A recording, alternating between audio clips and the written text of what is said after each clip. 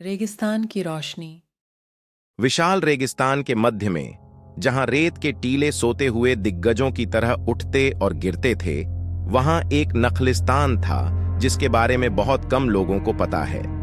यह एक ऐसी जगह थी जहां चिलचिलाती धूप ने अपना प्रकोप कम कर दिया था, जहां हवाएं थके हुए यात्रियों को रहस्य बताती थीं, और जहां आसपास के रेगिस्तान की बंजरता के बीच जीवन खिलता था। इस मरुद्यान में एक खानाबदोश जनजाति रहती थी जिसका मुखिया अली नाम का एक बुद्धिमान बुजुर्ग था। रेगिस्तान के रास्तों के बारे में उनके ज्ञान, बदलती रेत को नेविगेट करने की उनकी क्षमता और नखलिस्तान के जादू में उनके अटूट विश्वास के लिए उनका सम्मान किया जाता था। एक दुर्भाग्यपूर्ण दिन बाबर नाम का एक युवा पथिक मरुद्यान पर ठोकर खाकर गिर पड़ा। उसके होंठ सूख गए और निर्दयी रेगिस्तान ने उसकी आत्मा को तोड़ दिया। कमजोर और थका हुआ वह नखलिस्तान के किनारे पर गिर पड़ा। उसकी आखिरी उम्मीद बुझती लौ की तरह टिमटिमा रही थी। अली ने अपनी तेज नजरों से उस अजनबी को देखा और अपने कबीले को उसकी सहायता करने के लिए बुलाया।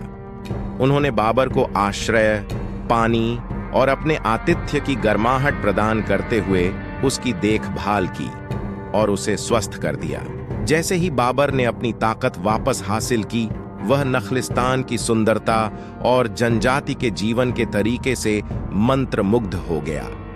उसने अपने दिन अली से सीखने, रेगिस्तान के रहस्यों की उसकी कहानियां सुनने और जीवित रहने में अपने कौशल को निखारने में बिताए। लेकिन मुसीबत क्षितिज पर मंडरा रही थी। एक प्रतिद्वंद्वी जनजाति जो नखलिस्तान के इनाम से ईर्ष्या करती थी, ने इसे अपने लिए दावा करने की कोशिश की।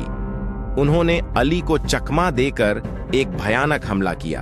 अराजकता और संघर्ष के बीच बाबर ने खुद को नखलिस्तान के प्रति अपनी वफादारी और खतरे से भागने की इच्छा के बीच फंसा हुआ पाया। लेकिन फिर उन्हें अली के शब्द याद आए, विपरीत परिस्थितियों में सच्ची ताकत एकता में निहित है।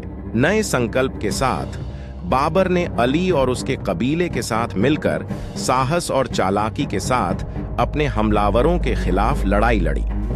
धैर्य और दृढ़ संकल्प के माध्यम से उन्होंने आक्रमणकारियों को खदेड़ दिया, नखलिस्तान की रक्षा की और आशा की विरासत को संरक्षित किया।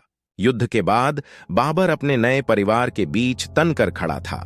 संघर्ष के निशान रेगिस्तान की रेत पर अंकित थे, और जैसे ही सूरज क्षितिज के नीचे डूबा, नखलिस्तान पर एक सुनहरी चमक बिखेरते हुए बाबर को पता चला कि उसे न केवल अपने शरीर के लिए आश्रय मिल गया है, बल्कि उसकी आत्मा के लिए भी एक घर मिल गया है।